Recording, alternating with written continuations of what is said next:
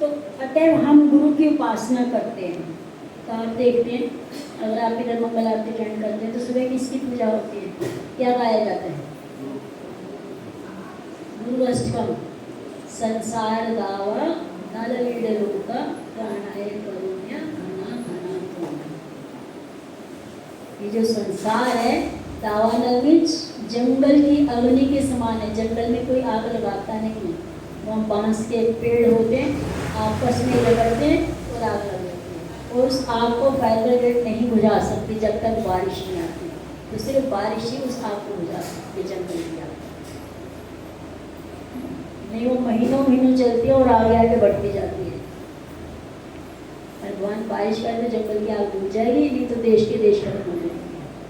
तो इसी तरह हमारा जीवन जो है, ये भौतिक जगत क्या है, दुखों का घर है। इसकी तुलना जंगल की आग से की गई है। तो हमारा दुखों का शमन कब होगा? जब गुरु मिलेंगे, उनकी कृपा मिलेगी। इसलिए गुरु मिले बहुत जरूरी है। साक्षात धृत्वेन समस्त शास्त्र उत्सव तथा भव्यत एवं सभी। गुरु को भगवान के रूप में स्वीकार करना चाहिए। गुरु और भगवान एक जैसे हैं, पर गुरु कभी भगवान नहीं बन सकते। पर हमें गुरु को भगवान जैसा समझना है। दोनों में अंतर है। हर कोई गुरु बोलता है कि मैं भगवान हूँ, तो कहते नहीं, वो गॉड ना होकर वो डॉग है जो खुद अपने आप को भगवान बोलेगा। डॉग मीन्स जो अपने आप को भगवान बोलते, वो भगवान ही, वो कुत्ता है। तो कोई भी व्यक्ति या कितना भी बड़ा गुरु क्यों ना हो दुनिया पे, तो वो गुरु गुरु है, पर कभी भगवान नहीं हो सकता। ना है, ना बन सकता है, ना आगे को बन पाए। क्योंकि हम जीव तत्व हैं, हम जीव ही रहेंगे। बड़े भक्त बन सकते हैं, भगवान जैसे बने, पर भगवान नहीं बन सकते। ये ध्यान रखना हमेशा। किसी कोई बोला कि मैं भगवान हूँ, उससे 100 कोस दूर चल जाऊंगा।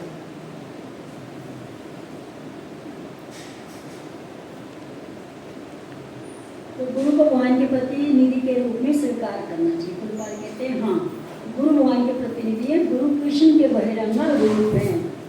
तो अंदर से भगवान क्या है हमारे गुरु? चैत्य रूप में, परमात्मा रूप में चैत्य गुरु, यानी कि चित्त में बैठे, हृदय में बैठे। तो अंदर रूप क्या है? परमात्मा रूप में हमारे गुरु हैं। और बाहर कौन है? साक्षात गुरु, जिनसे हम दीक्षा लेते हैं। तो इसलिए भगवान और गुरु में कोई अंतर नहीं है, उस हिसाब से। तो गुरु बाहर से हमारे को आदेश देते हैं और परमात्मा अंदर से आदेश देते हैं।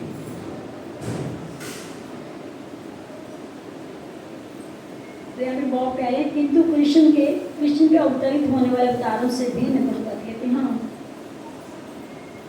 भगवान के अवतारों से भिन्न है।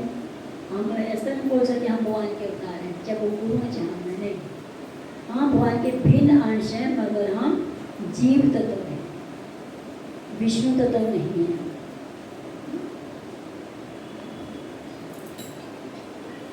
तो यहाँ पे वही आगे कि वह किसी गुरु को गुरु शिष्य परंपरा में से होना चाहिए तथा उनको अपने आध्यात्मिक गुरु से वेदों के विषय में पूर्ण रूप से श्रवण किया होना चाहिए।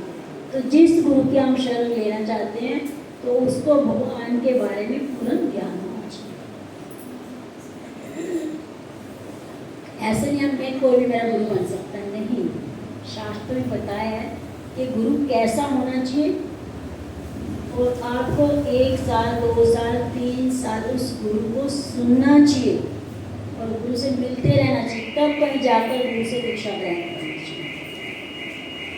पता चले एक बार दीक्षा ले ली, बोले मेरे को तो पसंद नहीं आई, मेरे को इनकी बात ही नहीं समझ आती, मैं क्या बोलूँ, तो दीक्षा फिर क्यों नहीं?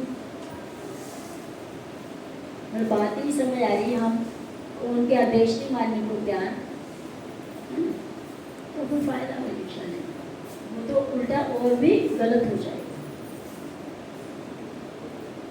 तो दीक्षा लेने से पहले अपने गुरु को 2-4 बार मिलना चाहिए। और उनके लेक्चर या जो भी वो बोलते हैं वो चीज़ श्रवण करनी चाहिए, उनकी आज्ञा का पालन करना चाहिए। फिर कहीं जाकर 3-4 साल में दीक्षा लें। और फिर अगर हम गंभीरतापूर्वक कर रहे हैं तो, अगर ढीले डालें तो फिर तो कोई लिमिट नहीं। 5 साल में दीक्षा होने वाली, 10 साल में होने वाले, 20 साल में, या हो सकता है ना ही हो अगर हम ढीले जाते। कोई ध्यान। तो नेक्स्ट पढ़ेंगे जैसे कोई भगवान चैतन्य वे आपसे भिन्न प्रकार के गुरु थे। यहाँ से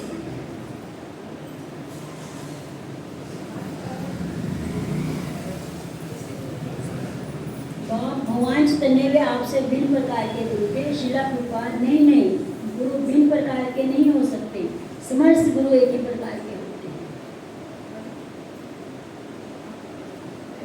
कोई नहीं पढ़ने को तैयार, तो पढ़ जी को देखो। आप लोगों को पढ़ना नहीं आता क्या?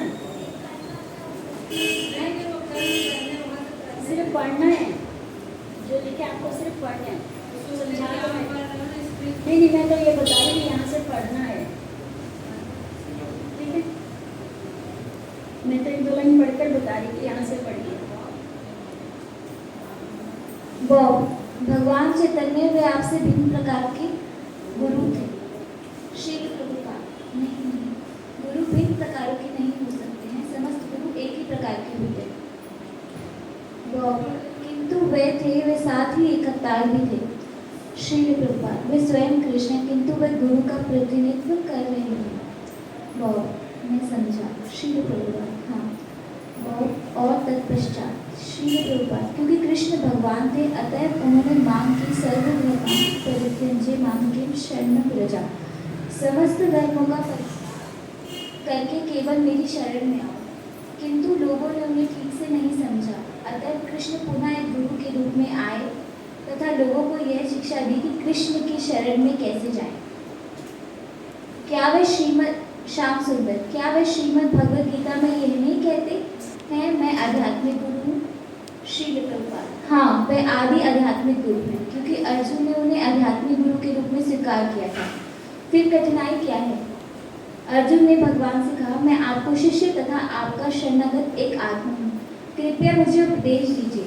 अतः जब तक वे आध्यात्मिक गुरु ना हो, अर्जुन उनके शिष्य कैसे बन सकते हैं? वे आदि गुरु हैं। प्रथम सज्जित जीव ब्रह्मा जी के हृदय में उन्होंने ही सर्वप्रथम वैदिक ज्ञान प्रदान किया था, अतः वे आदि गुरु हैं। वो कृष्ण श्रील प्रभुपाद हाँ, वे आदि गुरु हैं। उनके शिष्य ब्रह्मा जी एक गुरु हैं, उनके शिष्य नारद जी गुरु हैं, तत्पश्चात उनके शिष्य